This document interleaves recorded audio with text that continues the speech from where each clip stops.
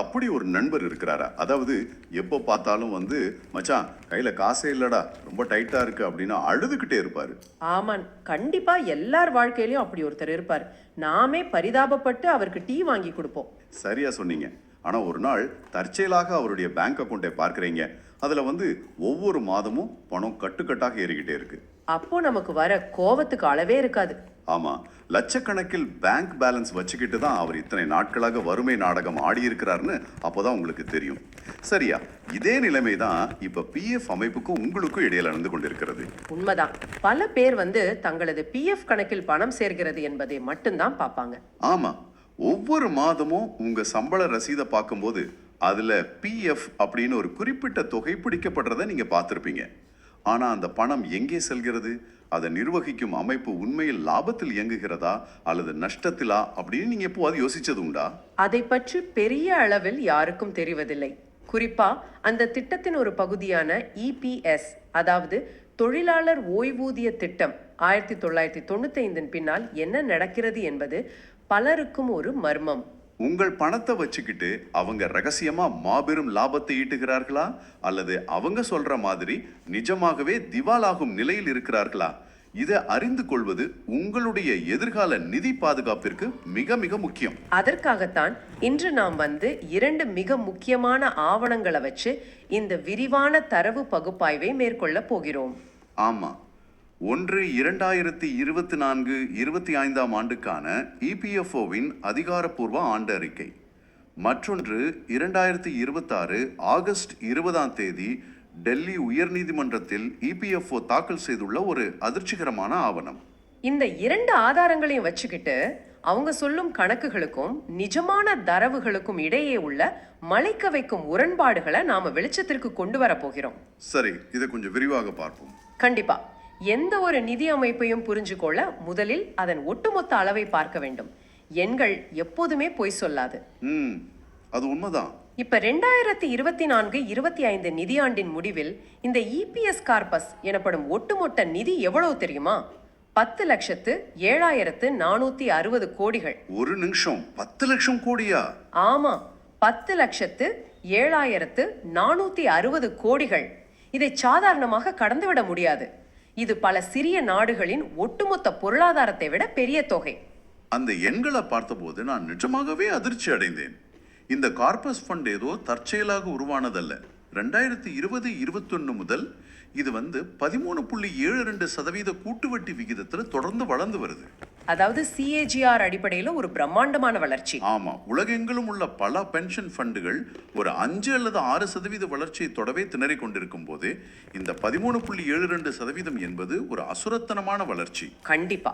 அது மட்டும் இல்லாம இதுல இன்னொரு முக்கியமான தரவு இருக்கு. ஆமா, நான் அந்த தரவை பார்த்து குழம்பி போனேன். 2024-25 மட்டும் நிறுவனங்களின் பங்களிப்பு, அரசாங்கத்தின் பங்களிப்பு மற்றும் இந்த 10 லட்சம் கோடியை முதலீடு செய்ததன் மூலம் கிடைத்த வட்டி ஆகிய அனைத்தையும் சேர்த்தால் அவர்களுக்கு வந்த மொத்த வரவு சுமார் 1.48 லட்சம் கோடிகள்.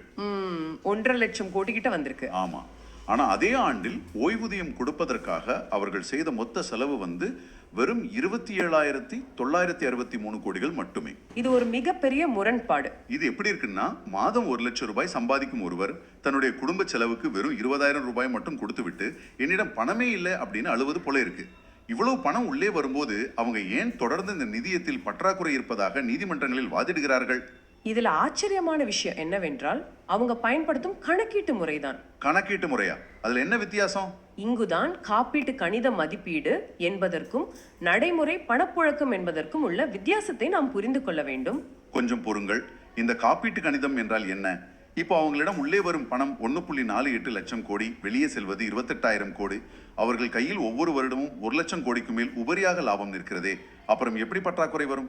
நீங்க சொல்றது நடைமுறை பணப்புழக்கம், அதாவது இன்று பேங்கில் என்ன பேலன்ஸ் இருக்கிறது என்பது. ஆனால் காப்பீட்டு கணிதம் என்பது முற்றிலும் வேறு. அது எப்படி வேலை செய்யுது? அதை இப்படி புரிந்து கொள்ளுங்கள்.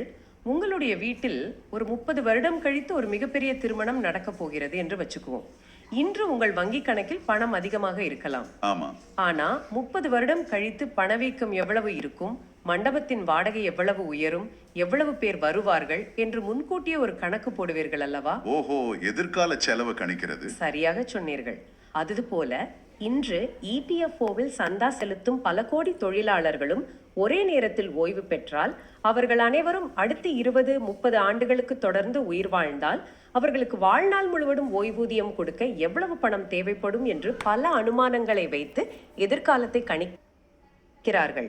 அதாவது ஒரு worst கேஸ் சினாரியோ மாதிரி. ஆமா, அந்த அடிப்படையில தான் அவர்கள் எதிர்காலத்தில் எங்களுக்கு பற்றாக்குறை வர வாய்ப்புள்ளது என்று கூறுகிறார்கள். இது என்ன விசித்திரமான தர்க்கம்? எல்லாரும் ஒரே நேரத்தில் ரிட்டையர் ஆகி எல்லாரும் பல தசாப்தங்கள் வாழ்வார்கள் என்ற ஒரு கற்பனையான கணக்கு வச்சுக்கிட்டு இன்று எங்களிடம் பணமில்லை என்று சொல்கிறார்களா? ஆமா, நீதிமன்றத்துல அவங்க வைக்கிற வாதம் அதுதான். ஆனா நடைமுறையில பணப்புழக்கத்தை பொறுத்தவரை அவர்களுக்கு இதுவரை எந்த பிரச்சனையும் வந்ததில்லை. ஒவ்வொரு ஆண்டும் அவர்கள் கொடுக்கும் ஓய்வூதிய செலவை விட அவர்களுக்கு வரும் நிதி பல மடங்கு அதிகமாகவே உள்ளது. உண்மைதான், நிஜத்துல அவங்க லாபத்துல தான் இருக்காங்க. சரி, அவர்களின் இந்த எதிர்கால பயம் ஒரு புறம் இருக்கட்டும். நிதி இவ்வளவு வலுவாகவும் பேலன்ஸ் இவ்வளவு பிரம்மாண்டமாகவும் இருக்கும்போது நிஜமாகவே இதை நம்பி இருக்கும் மக்களின் நிலைமை எப்படி இருக்கிறது என்று நாம் பார்க்க வேண்டும். இங்கதான் விஷயமே ரொம்ப சிக்கலாகுது. ஆமா, இங்கேதான் விஷயம் மிகவும் சுவாரஸ்யமாக இருக்கிறது, அல்லது சொல்வதற்கே அதிர்ச்சியாக இருக்கிறது. மொத்தம் 81.48 லட்சம் ஓய்வூதியதாரர்கள் இந்த அமைப்பின் கீழ் பயனடைகிறார்கள். இதில் தொழிலாளர் ஓய்வூதியம், துணைவியார் அதாவது விதவை ஓய்வூதியம் மற்றும் குழந்தைகள் ஓய்வூதியம் என பல பிரிவுகள் உள்ளன. இந்த 81 லட்சம் பேரின் மாதாந்திர ஓய்வூதிய தரவுகளை பார்த்தா நிஜமாகவே மனம் வலிக்கிறது. எனக்கும் அதே உணர்வு தான் ஏற்பட்டது. 10 லட்சம் கோடி ரூபாய் இருப்பு வைத்துக்கொண்டு இந்த 81 லட்சம் பேரில் 45.19% பேருக்கு, அதாவது கிட்டத்தட்ட பாதி பேருக்கு மாதம் 1000 ரூபாய்க்கும் குறைவாகவே ஓய்வூதியம் கொடுக்கிறார்கள். இது ஒரு வேதனையான உண்மை. இது எந்த விதத்தில் நியாயம்? இன்றைய காலகட்டத்தில் 1000 ரூபாய் என்பது ஒரு குடும்பத்திற்கு சில நாட்களுக்கான பால், காய்கறி வாங்குவதற்கு கூட போதாதே. நீங்கள் பல தசாப்தங்களாக உழைத்து உங்கள் சம்பளத்தில் பிடித்தம் செய்து கடைசியில் உங்களுக்கு மாதம் 900 ரூபாயோ 1000 ரூபாயோ பென்ஷனாக வந்தால் அது எவ்வளவு பெரிய துரோகம்? கண்டிப்பா இது ஒரு முக்கியமான கேள்வியை எழுப்புகிறது. ஏன் இவ்வளவு குறைவான ஓய்வூதியம் வழங்கப்படுகிறது? அவர்கள் ஏன் இப்படி ஒரு அநீதியான தொகையை நிர்ணயித்து இருக்கிறார்கள் அப்படின்னு நம்ம யோசிக்கணும். ஆமா, ஏன் இவ்வளோ கம்மியா தராங்க? இதற்கான விடை இந்த ஓய்வூதிய திட்டம் 1995 உருவாக்கப்பட்ட விதத்திலும் அதன் விதிகளிலும் இருக்கிறது. ஓய்வூதிய தொகை என்பது ஒரு தொழிலாளி எவ்வளவு காலம் வேலை பார்த்தார், அவருடைய சம்பளம் என்ன, அதில் எவ்வளவு பங்களிப்பு செய்யப்பட்டது என்பதை பொறுத்தது. அந்த பழைய விதிகள் தான் பிரச்சனைக்கு காரணமா? ஆமாம், தொடக்க காலத்தில் அதாவது 1995 PF பிடித்தம் செய்வதற்கான அதிகபட்ச சம்பள வரம்பு வெறும் 5000 ரூபாயாக இருந்தது. பின்னர் அது 6500 ரூபாயாகவும் அதன் பின் 15000 ரூபாயாகவும் உயர்த்தப்பட்டது. ஓஹோ, அதாவது ஒரு தொழிலாளி நிஜமாகவே மாதம் 50000 ரூபாய் சம்பளம் வாங்கினாலும் இந்த விதியின்படி 15000 ரூபாய்க்கு மட்டும்தான் கணக்கீடு செய்வார்கள். அந்த 15000 ரூபாயில் 8.33% மட்டுமே EPS ஓய்வூதிய கணக்கிற்கு செல்லும். ஒரு நிமிஷம், அப்போ மாதம் சுமார் 1250 ரூபாய் மட்டுமே ஒருவரின் ஓய்வூதிய கணக்கில் சேரும், சரியா? சரியாக சொன்னீர்கள். ஓ, இப்போது புரிகிறது. பல ஆண்டுகளாக இப்படி சிறிய தொகையை மட்டுமே ஓய்வூதிய கணக்கில் வரவு வைத்ததால் இப்போது பென்ஷன் கொடுக்கும் போதும் அதே கணக்கு காட்டி 1000 சொச்சம் ரூபாய் மட்டுமே கொடுக்கிறார்கள். ஆமாம், அதனாலதான் தரவுகள் இவ்வளவு மோசமாக இருக்கின்றன. மாதம் 5000 ரூபாய்க்கு மேல் ஓய்வூதியம் வாங்குபவர்கள் வெறும் 0.74% பேர் மட்டுமே. 1% குறைவானவர்கள் தான் 5000 ரூபாய்க்கு மேல் வாங்குறாங்களா? இது ரொம்ப அதிர்ச்சியா இருக்கே. ஆமாம், ஒட்டுமொத்த உறுப்பினர் ஓய்வூதியத்தின் சராசரியே 2573 ரூபாய் தான். துணைவியார் ஓய்வூதிய சராசரி 1740 ரூபாய், குழந்தைகளின் சராசரி வெறும் 641 ரூபாய். இது ஒரு தனிநபரின் ஒரு நாள் மருத்துவ செலவை கூட ஈடு செய்யாது. இதனால் தானே நாங்கள் வாங்கிய உண்மையான சம்பளத்தின் அடிப்படையில் எங்களுக்கு பென்ஷன் கொடுங்கள், இந்த 15000 ரூபாய் என்ற உச்சவரம்பை நீக்குங்கள் என்று கோரி தொழிலாளர்கள் உச்ச நீதிமன்றம் வரை சென்று போராடினார்கள். ஆமாம், அதுதான் இந்த அதிக சம்பளத்தின் அடிப்படையில் ஓய்வூதியம், அதாவது பென்ஷன் ஆன் ஹையர் வேஜஸ் அல்லது சுருக்கமாக POHW என்று சொல்லப்படும் திட்டம். உண்மையான சம்பளத்தின் அடிப்படையில் பிடித்தம் செய்யப்பட்டிருந்தால் இன்று அவர்களுக்கு மரியாதையான வாழ்வாதாரத்தை நிலைநிறுத்தக்கூடிய ஒரு ஓய்வூதியம் கிடைத்திருக்கும். கண்டிப்பா.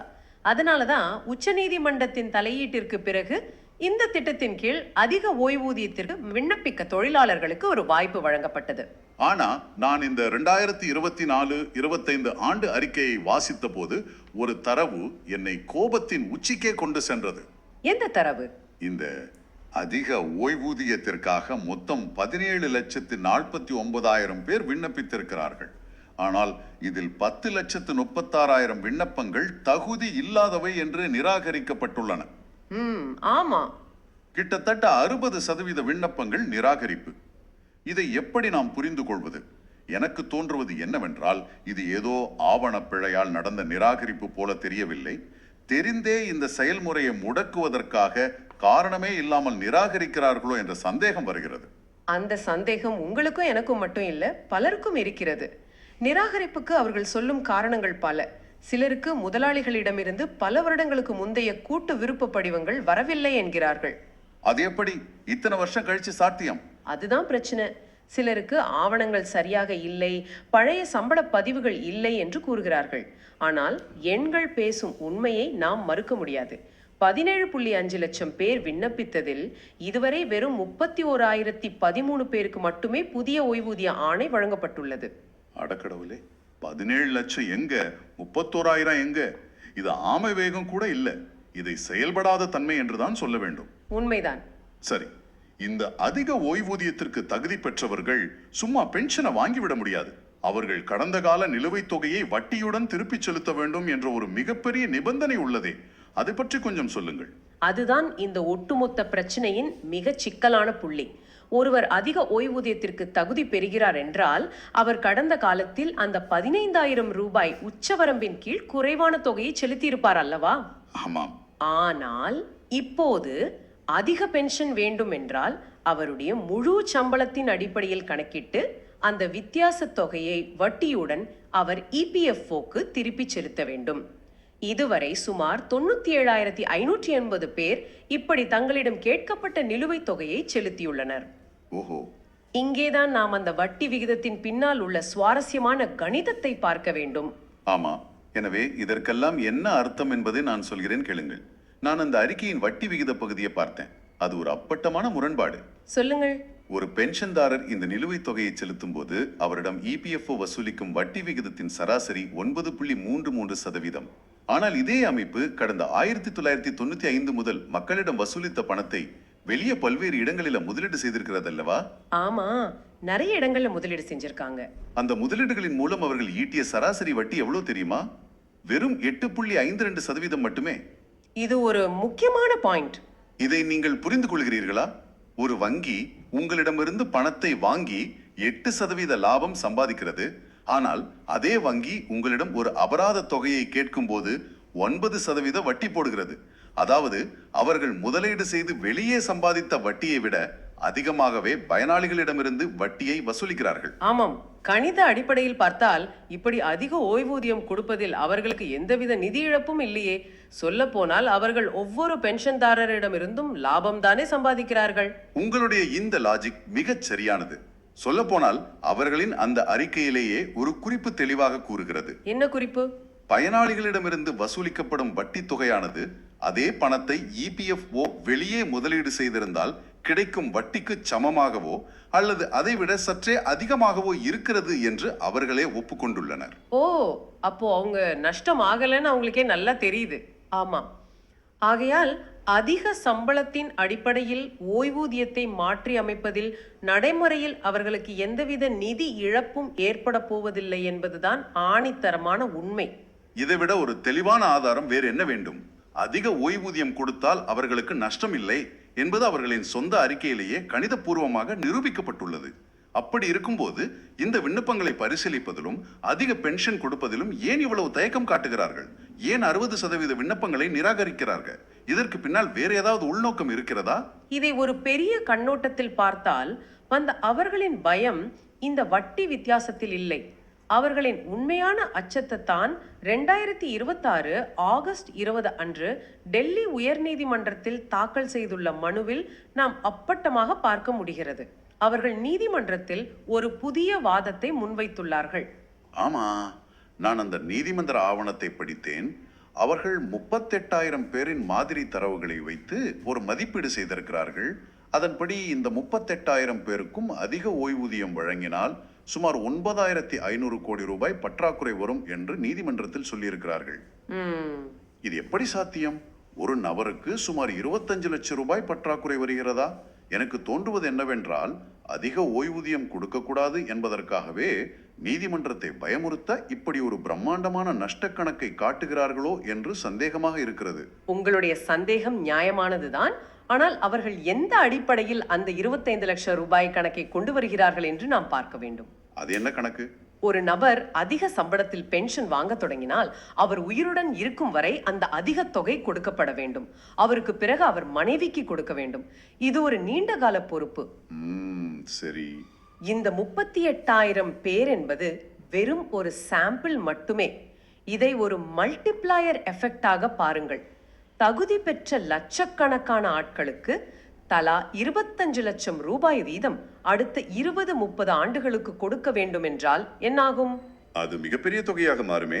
ஆமாம், 10 லட்சம் பேருக்கு 25 லட்சம் என்றால் அது 25 லட்சம் கோடிகள்.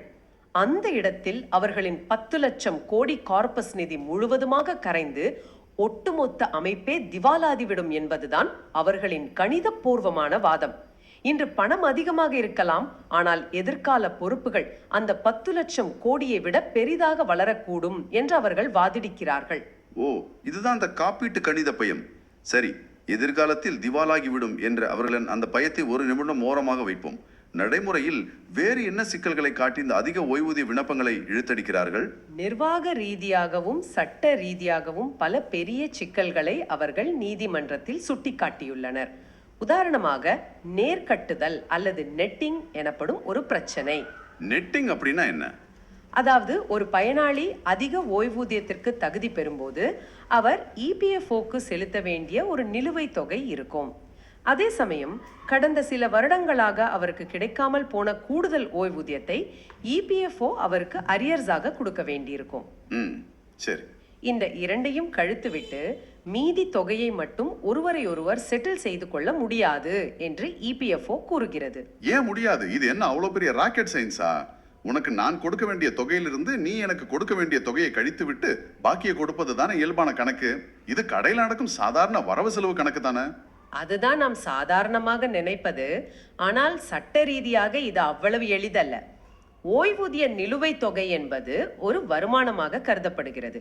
வருமான வரி சட்டப்படி அந்த தொகைக்கு வருமான வரி பிடித்தம், அதாவது டிடிஎஸ் செய்தாக வேண்டும். வரி பிரச்சனை வருதாங்க?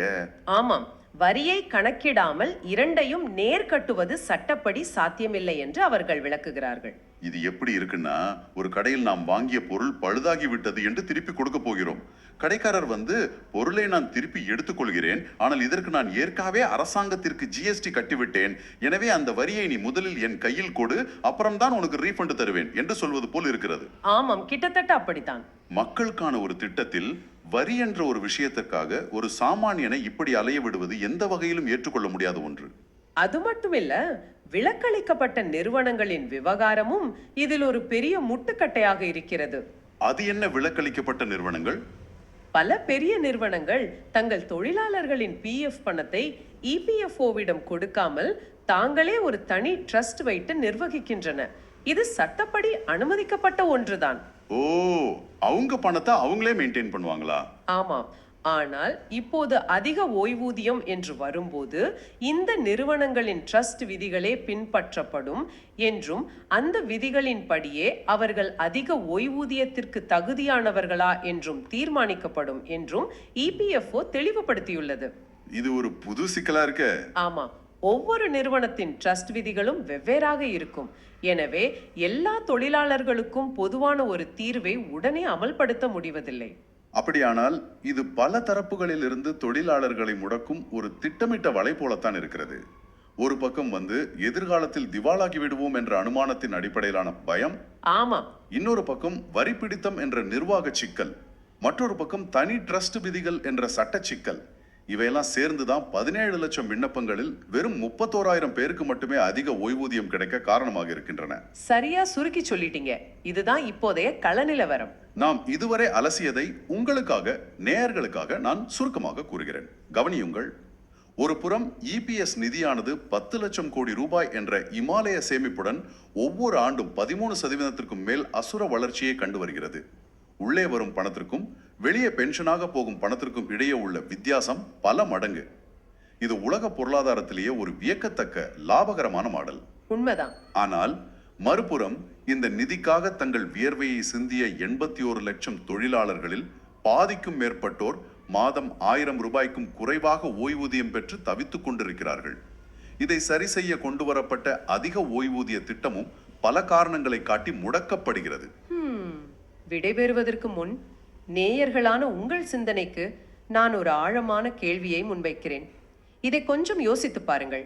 ஒருவேளை இதே 13.72% வளர்ச்சி அடுத்த 20 ஆண்டுகளுக்கும் தொடர்ந்து நீடித்து அதிக ஓய்வூதிய கோரிக்கைகள் எல்லாமே இப்படி ஒவ்வொரு காரியத்தை காட்டி நிராகரிக்கப்பட்டாலோ அல்லது மெதுவாக்கப்பட்டாலோ என்ன ஆகும்? ஆமா, அது ஒரு பயமுறுத்தும் கேள்விதான். எதிர்கால தொழிலாளர்களான நாம் யாருமே அனுபவிக்க முடியாத ஒரு பிரம்மாண்டமான உபரி நிதியை பல தசாப்தங்களாக கட்டி எழுப்பிக் கொண்டிருக்கிறோமா? உண்மையான பயன்பாட்டுக்கு வராத, உழைத்த மக்களின் கண்ணீரை துடைக்காத பல லட்சம் கோடிகள் கொண்ட ஒரு பிரம்மாண்டமான சேமிப்பால் யாருக்கு என்ன லாபம்? கண்டிப்பா இதை பற்றி எல்லாரும் யோசிக்கணும். அந்த தொகையை வைத்துக்கொண்டு எதிர்காலத்தில் இந்த அமைப்பு என்ன செய்ய போகிறது? உங்கள் சம்பளத்தில் பிடிக்கப்படும் அந்த சிறிய தொகையின் பின்னணியில் இவ்வளவு பெரிய அரசியல் மற்றும் பொருளாதார போர் நடந்து கொண்டிருக்கிறது என்பதை மறந்து விடாதீர்கள். இதை பற்றி சிந்தித்து பாருங்கள். மீண்டும் அடுத்த விரிவான தரவு பகுப்பாய்வில் சந்திப்போம். அதுவரை விடை